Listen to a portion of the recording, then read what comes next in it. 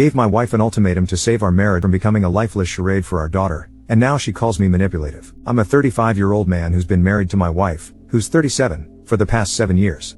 Before marriage, we had spent 3 years together, so we've been in each other's lives for a full decade. Together, we have a wonderful 5-year-old daughter. By all outside appearances, our life looks picture perfect, a nice home in a great school district, a bright and happy kid, fulfilling, if sometimes stressful, jobs. My wife's job is more demanding, requiring her to travel periodically and spend at least 3 days a week in the office. My job, meanwhile, isn't quite as lucrative, but I work fully remote, meaning I'm the one who shuttles our daughter to soccer, takes her to doctor's appointments, and makes sure the house doesn't fall into chaos. Let me clear up something before anyone even wonders. This isn't a weight gain issue. I'm active and fit, and so is my wife. But the truth is, for the past 4 years or so, it's like the romance in our marriage has just evaporated. My wife treats me more like a roommate than a husband. There's no intimacy, no hand-holding, no kisses, not even those small affectionate touches or moments that make a couple feel like a couple. It's not just about sex, although that's basically non-existent too. The entire atmosphere between us is flat, cold. Once, we were an amazing couple, fun, affectionate, passionate about life together. But now, it feels like she's just disinterested in my world altogether. She forgets important things, my birthday, our anniversaries. Our last anniversary was a blow. I'd made dinner reservations, but she canceled on me, saying she had to work late that Friday and prep for a business trip. I felt like an afterthought. I brought this up in therapy, and after a session where I explained our situation, my therapist suggested couples therapy and even offered some recommendations. When I approached my wife with the idea, she refused outright. "There's nothing wrong with me, I don't need therapy," she declared. "I've tried everything I can think of to pull us back from the brink. I've suggested family vacations, hoping maybe getting out of town as a family could help." Her answer: "Our daughter won't appreciate it. I don't see how a 5-year-old wouldn't love the beach, but maybe I'm missing something." I tried to set up a romantic getaway for just the two of us. She shut it down. "Too busy at work, or why can't we just spend time together at home?" Even proposing weekend activities for the three of us, like a bike ride or lunch, meant I'd get, "I want to just relax." Eventually, I wore out. I stopped trying to initiate anything. The coldness left me in a place where I actually started looking for a way out. I've seen what a dying marriage does to a child. I watched my parents drag theirs out for a decade, and I refused to do that to my own daughter. I've already talked to a lawyer, drawn up divorce papers, and found a condo I can afford nearby to keep my daughter in her school and with her friends, since I definitely can't swing the mortgage on our house myself. Yesterday, while our daughter was out at a playdate, I finally confronted my wife. I told her I was seriously thinking about leaving her. I spelled it out. I don't feel like I matter, and our relationship is never her priority. I admitted I had an exit plan, and if nothing changed by the new year, I'd file for divorce and pursue full custody. That sparked an explosive fight. She railed at me for being manipulative, for blindsiding her, calling me an asshole, but I laid it all out. None of this would be happening if she honestly cared about us, or even just pretended to. I made it clear, our daughter deserves better than to grow up watching her parents stuck in a lifeless, unhealthy relationship. All of that happened just yesterday. I have voiced my concerns plenty of times before. Usually, things get marginally better for a week or two, but inevitably collapse back into the same old pattern. I genuinely hope there isn't something else going on, like an affair. I don't want to imagine the person I thought I'd spend my life with doing something like that. But I'm starting to wonder if this is just a marriage of convenience for her, and what's left for me at this point is shriveled to nothing. I refuse to stick around just for the sake of appearances, fooling myself or, worse, failing my daughter. Something has to change, one way or another. Update 1. It's been a whirlwind couple of weeks for me. Everything in my life turned upside down in ways I never expected. My marriage is over. After finally sitting down and having some real conversations with my wife, I realize now that it's been over for a long time, even if I wasn't ready to admit it before. The day after everything came to a head, I reached out to my lawyer and began the divorce process. At that point, I was honestly angry and frustrated. I'd said things I regret, especially my talk about seeking full custody. That wasn't fair, and I know it now. In reality, we'll be sharing custody. I'll have our daughter during the weekdays, and my wife will have weekends. But the biggest, most devastating revelation was this. Those gut feelings I'd had, all that suspicion about her pulling away from our marriage for years was right. She'd been cheating on me for nearly 4 years, coinciding perfectly with when she started becoming distant and withdrawn.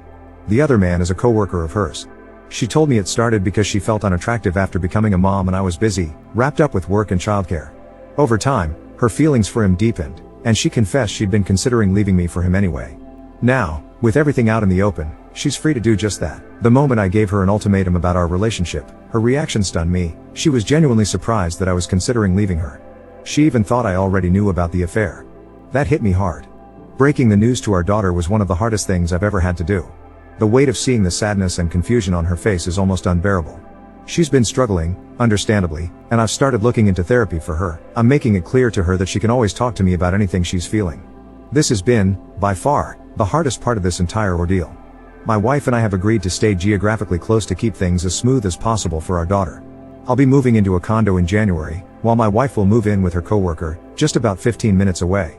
Selling our house will allow me to pay off a big portion of my new place, and if all goes smoothly, the divorce should be wrapped up by New Year's, though I'd be content with early January, given the holiday chaos. For now, I'm piecing my life back together. Divorce was never what I planned when I married her, but here I am, standing at the starting line of a new chapter. My focus now is on myself and my relationship with my daughter, and I want to start fresh, just the two of us. As a way to bring some joy into her life after all this heartache, I've decided to surprise her with a trip to Disney this winter. It's going to be expensive, but I want to create some moments of happiness for her, memories that will last and help us both heal. I'm going to miss her so much on the weekends. Nothing can prepare you for that emptiness. Someday, when she's old enough, I'll sit her down and explain everything that happened, and maybe together we'll find even more healing. For now, all I can do is work on myself, try to become the best version of me, and hope that somewhere along the way, the future starts looking brighter. I don't know what's coming next, but I suppose, in time, I'll find out. Update 2. The time has finally come for one last update. My divorce is now finalized, and while I feel completely exhausted, there's this deep sense of relief I can't quite describe. The past 6 months have felt like the longest stretch of my life, every week dragging on, and I am genuinely happy it's over.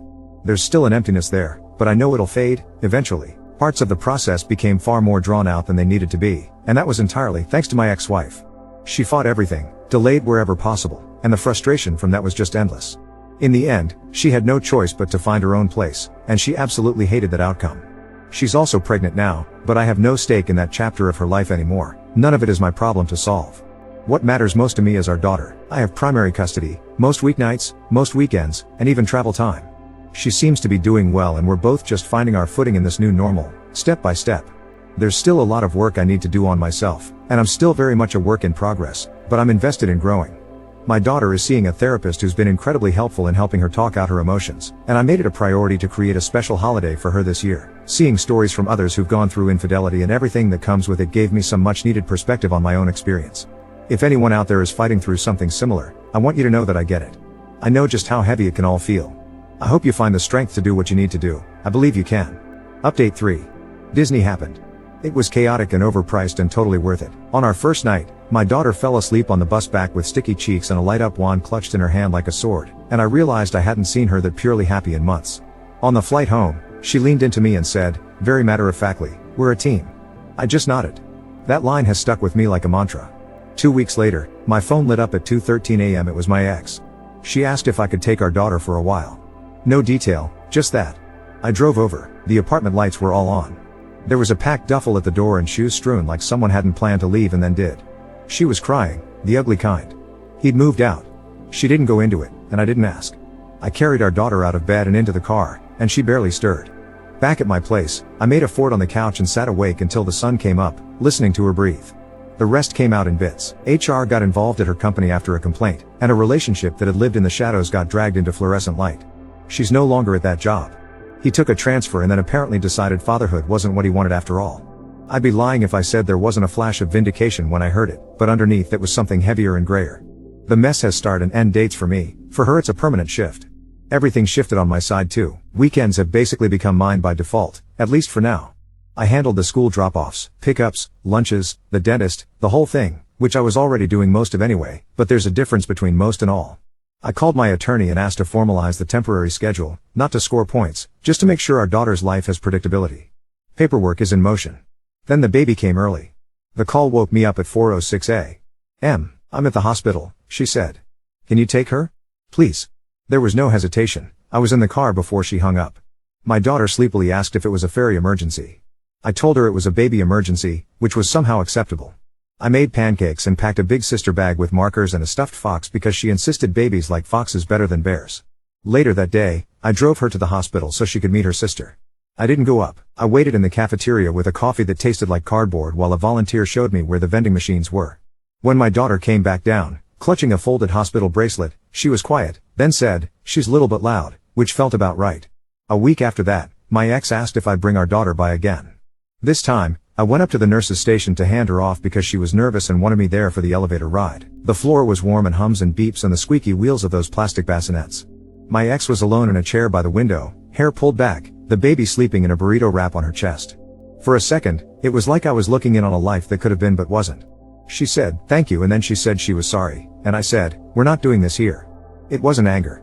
I just didn't have it in me. I took our daughter for hot chocolate on the way home and we picked out ridiculous tiny socks at a store next to the cafe and she put them in a paper bag decorated with glitter glue hearts. Somewhere in the middle of all this, the other man's wife called me. I didn't even know she had my number. She'd found old messages when she was asked to provide information for HR. It wasn't a screaming match. It was two people sitting on opposite ends of the same broken bridge, comparing boards. We didn't trade horror stories. We confirmed timelines and then agreed we didn't need to talk again. I hope she finds her footing. I've been adding small things to make our life feel more ours. I turned the weird alcove off the living room into a reading corner with a beanbag and a low shelf, and my daughter insists on shelving her books like she's a librarian. On Fridays, we make pizza together and she always tries to sneak pepperoni into my half because she thinks it's hilarious. I forgot what it felt like to look forward to small, ordinary things and then I remembered. There was one more curveball. The baby's birth certificate doesn't have a father listed. Legally, that's none of my business, and I'm keeping it that way. Emotionally, it complicates things for my daughter, and I'm keeping that front and center. Her therapist is doing good work. She's processing in 5-year-old ways, drawing family pictures where the baby is a different color because she's new, asking me when our dog will have a baby of her own, deciding her sister's favorite song is anything she can sing at the top of her lungs.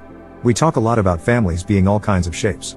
Last week I got an email from the principal about a spring parent night, and at the bottom of the flyer I realized they'd put my name first, my address, my phone.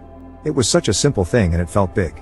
After the parent night, a dad from my daughter's soccer team asked if I wanted to grab a coffee sometime after practice, just to talk about carpooling and summer camps and all the stupid logistics that used to make me feel like I was drowning. We sat on a curb, drinking lukewarm coffee, watching our kids try to outshout each other, and for the first time in a long time, I felt like a person again and not just the guy holding a dozen falling plates. My ex is home now. She's fragile and stubborn and trying. I'm not her safety net, I'm the other parent. I'll carry what belongs to me and what belongs to our daughter. I won't carry what doesn't. It feels like a clear line I can finally see. Update 4. A letter showed up that looked like junk mail until it didn't. County seal up top, my name in a font meant to be official. It said I was the presumed legal father of the baby because of the calendar. There's a rule about births within so many days of a marriage ending. I read it twice standing over the recycling bin with a cereal spoon in my hand. Then I called my lawyer. He sighed the way people sigh when the thing they warned you could happen actually did and set up a paternity denial. Forms, signatures, a DNA test appointment for me and the baby. I stared at affidavit of non-paternity for a long time. There's a version of the last year where that sentence would have cracked me clean open. This one just made my chest feel tight and hot, like a sudden sprint. The clinic smelled like lemon cleaner and printer ink. Cartoons were playing on a waiting room TV with the volume too low to matter. My ex came in carrying the car seat with the baby bundled in a hat with tiny ears. We didn't hug. I held the door because my hands knew to do it. The lab tech said, "Dad?" And I said, "Not here," probably sharper than I intended. The whole thing took 10 minutes. Swab this, swab that, labels, click, drop into a little biohazard bag. The baby hiccuped, 3 perfect hiccups in a row, and my daughter's voice popped into my head, little babushka words, she's little but loud. On the way out, my ex said, "Thank you," out of nowhere. I said, "For our daughter, yes." I'm sticking to the line. At school, the art teacher handed me a folded paper and said, "Congratulations, Dad," with a smile that was warm and wrong. There was a painted handprint on the front and "Welcome baby sister" stamped in purple. My daughter's eyes flicked up to my face like she was checking the weather. I smiled at her. Later I emailed the teacher and the principal in 2 careful paragraphs, polite and clean and not the least bit dramatic. The next day, the morning announcements included, "We celebrate new family members in all their shapes," and my name wasn't anywhere it shouldn't be. It felt like fixing a crooked picture frame in a room I have to sit in every day. Work pulled its own surprise. Return to office hit my inbox with a perky subject line and a bulleted list of days that hit every one of my childcare landmines. I went in on Monday wearing the one shirt that doesn't wrinkle in the dryer and figured out how to turn the dial again. The dad from soccer, his name is Mark, he has a minivan that smells like fruit snacks and gym bags and uses a voice that makes kids stop mid-scream. Offered to take Tuesday mornings if I could do Thursday afternoons. We shook on it in a parking lot next to a field of mud pretending to be grass. We built a little system out of texts and alarms and a whiteboard on my fridge that now has more arrows than a football playbook. It worked. It's not glamorous. It's toast cut into triangles at 6:30 a.m. and rubber bands around stacks of library books so nobody loses their place. There was a night with a fever. Not mine. Not my daughter's. 10:52 p.m. My phone lit up with my ex's name and the 2 words you answer without thinking. Can you? The baby was screaming in the background like a smoke alarm. I pulled on shoes. I picked up our daughter and buckled her in with a blanket around her shoulders. We stopped for Pedialyte and infant Tylenol because I couldn't walk in empty-handed. In the urgent care parking lot, she handed me my keys and I handed her the bag, and neither of us said anything about the circles under her eyes. "Thanks," she said. I nodded. My daughter fell asleep with her head at a weird angle, and I spent 20 minutes in the driveway just watching her because moving felt like it might break the spell. The DNA results came in an envelope that looked like a college admissions letter, and for a second my stomach did that same swoop it did when I was 18. 0.00% probability of paternity. I read the 0 a few times. It should have been just relief. It was relief with a rind of something else I don't have a clean name for. I took the letter and slid it into the folder where I keep birth certificates and immunization records and the guardianship paperwork and the vacation forms. The county sent a second notice a week later acknowledging the correction. I didn't pin it to the fridge. I let the glitter glue hearts have the real estate. The other man tried to call me once. Unknown number, voicemail that started with my name. I deleted it before he finished the first sentence. Not my story, not my job. On the lighter end of the scale, my daughter's class had special person day, and she insisted on bringing both me and our neighbor, a retired science teacher who makes volcanoes out of baking soda and vinegar and has a backyard full of bird feeders. We sat at a low table making paper puppets with googly eyes, and she was incandescent with the power of choosing her own people. She drew another family picture last week. Me, her, the baby, her mom, the dog. The baby was orange because she's new. There were labels in careful kindergartner letters. Over my head she wrote Team Captain. I didn't correct her. I stuck it under a magnet shaped like a strawberry. There was one awkward thing at the pediatrician's office. I went because it was my day and my daughter wanted me there. The nurse asked if I wanted the siblings photographed together for their new baby's wall. I said no, thank you, and I saw my ex's mouth do that tiny twitch it does when she wants to say something and decides not to. Progress looks like a lot of tiny almosts. We have a tentative summer mapped out, a week of soccer day camp that starts too early, grandparents visiting for 3 nights in July, a road trip to a state park if my car doesn't protest. The reading corner in the alcove now has a string of paper lanterns we tape up for Friday pizza nights. On Wednesday mornings before I head to the office, my daughter lines up her stuffed animals and reads to them from a book about sea otters that she's memorized. Every time she gets to the part about them holding hands while they sleep so they don't drift apart, she grips my wrist with her small, serious fingers and says, "Like that." My ex is still fragile and stubborn and trying. I keep the line where it's supposed to be. When she texted last week asking if I could be listed as an emergency contact for the baby at daycare because there wasn't anyone else close, I stared at the message longer than I needed to and said yes, with conditions spelled out plainly. Safety, always. Parenting, always. Anything that feels like stepping back into old roles, no. The craziest part of all this is how ordinary so much of it looks from the outside. The true drama now is in the absence of noise. The morning where all the shoes are where they're supposed to be. The afternoon where the homework is already done when I get out of a meeting. The night where we both fall asleep on the couch before the credits roll. My daughter still says we're a team sometimes out of nowhere, like she's testing that the words still fit. They do.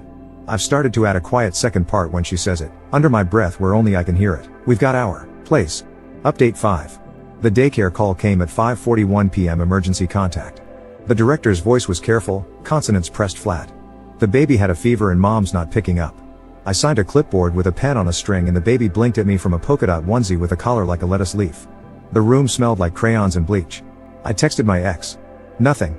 I buckled the baby into the spare car seat I bought after the last sleepless ask and drove over. The TV was on in her apartment, some cooking show where everything looked golden and nobody had to clean the pans.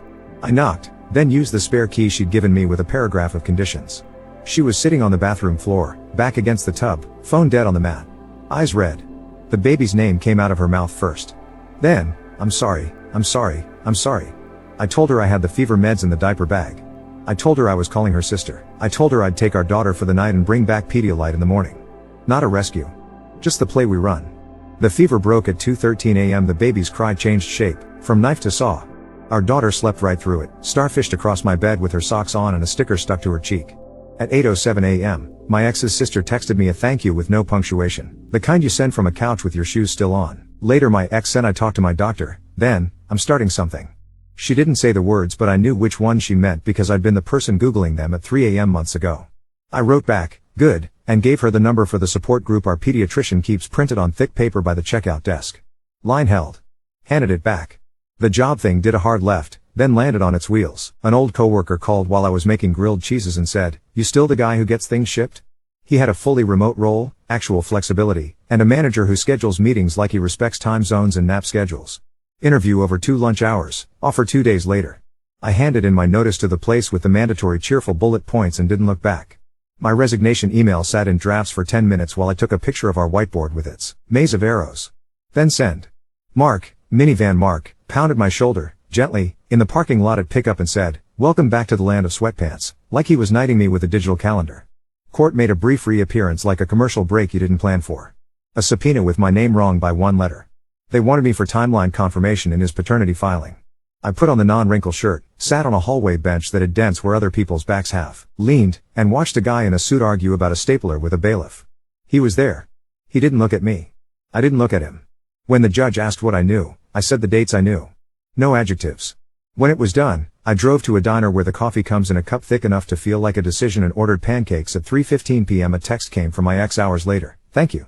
I typed for our daughter, "Yes," and didn't hit send because it didn't belong to her. I put my phone face down and watched an old couple split a slice of pie in neat bites. The leak hit at 2:01 a.m., a pop like somebody clapped their hands and then a hiss that made no sense until it did. Ceiling buckled above the hallway like a soft knee. I pulled the breaker and moved barefoot over towels and floor grit while water found every path it could.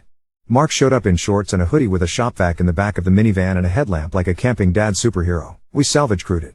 Our daughter woke up, looked at the glistening ceiling, and whispered like the house might hear us, "We're inside a whale." The dog refused to leave the hallway, paws splayed, like he could hold up the drywall by force of will. We set up a tent in the living room. Marshmallows over the gas flame, windows cracked, smoke detector whining at us and then forgiving us. The next day was damp and everything smelled like gypsum and sugar. The repair guys poked the ceiling like it owed them money. The reading corner survived. We turned on the paper lanterns anyway. School put on a spring showcase. Construction paper flowers taped to the stage. Our daughter was a narrator, which meant one line into a microphone nearly as tall as she is. She wore a headband with bees on springs that bobbed when she breathed too deeply. My ex stood at the back with the baby in a wrap that had strawberries on it, not hiding, just smaller than she used to be in rooms like this. When it was our daughter's turn, her mouth made a perfect O but no sound came out. I tapped the words in the air with my fingers where she could see them, syllables like drum beats. She found the first one, then the next, then her shoulders unlocked and you could see the pride bloom under her skin. After, the music teacher tried to squish us into a big family picture. I took a step left without making it obvious. Our daughter tugged my sleeve and said, "Can we do a team one?" And we found a wall with handprints on it and took two pictures that shook just a little because my hands were shaking just a little. We went to the aquarium on a Saturday when the sky looked like wet paper. The otters were in a mood, keeling around each other like they were rehearsing. There was a plaque that said raft is what you call a group of otters, which feels like cheating because it's already a boat and a verb and now, it's also a hug.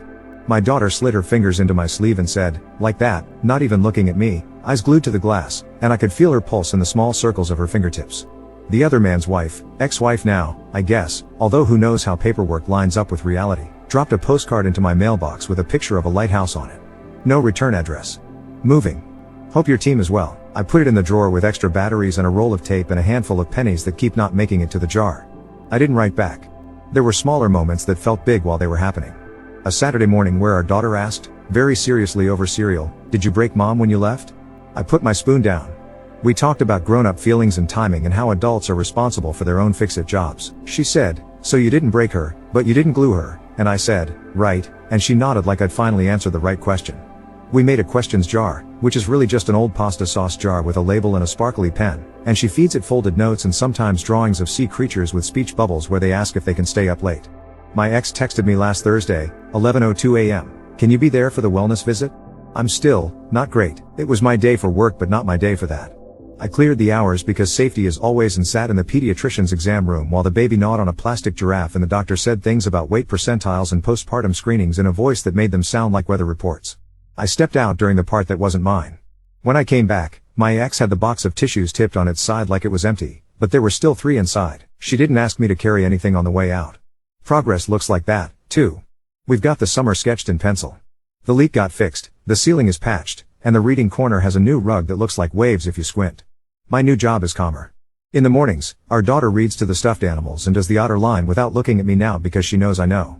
On Friday she told me she wants to learn to whistle and then spent 20 straight minutes trying, while I cut mushrooms and she made pepperoni rain onto my half of the pizza when she thought I wasn't looking. I pretended not to catch her. She pretended not to get caught. Team. Last night, half asleep, she said, "We're a team," and I said it back like I always do. Then, without thinking, I said the quiet part out loud for the first time. "We've got our place." She hummed like a small engine and squeezed my wrist. Somewhere on the other side of a thin wall, a baby wailed and then didn't. The house settled. The whiteboard didn't buzz. For a full minute, there was nothing to fix. Update 6. The call that changes the shape of a day came at 1:19 a.m. Not my ex. Her sister. We're at the ER. She asked for you. Can you take the baby tonight? I pulled on yesterday's jeans and a sweatshirt, grabbed the spare car seat from the hall closet, and drove with that late night no traffic hum under the tires. The hospital air tasted like metal and lemon. My ex was folded into a chair near triage with her hood up, white knuckle on a tissue that was already shredded. She didn't make me do the dance. I need help, she said, not loud, not broken, just flat. The baby was asleep, warm and damp from fever sweat, cheeks furnace hot and breath like tiny engines. The nurse checked my ID, checked the form with emergency contact where my name lives now, and handed me a diaper bag that felt like it had a bowling ball in it. I told my ex's sister to text me when they had a plan. I told my ex I'd drop Pedialyte in the morning. Not a rescue. Just the play we run.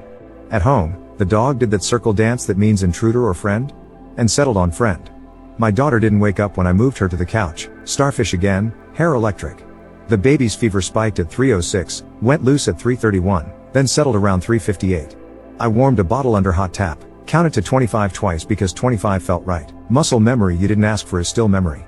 I texted the pediatrician's line at 6:02 with the numbers because I wanted a timestamp and a record and someone besides me holding the thread.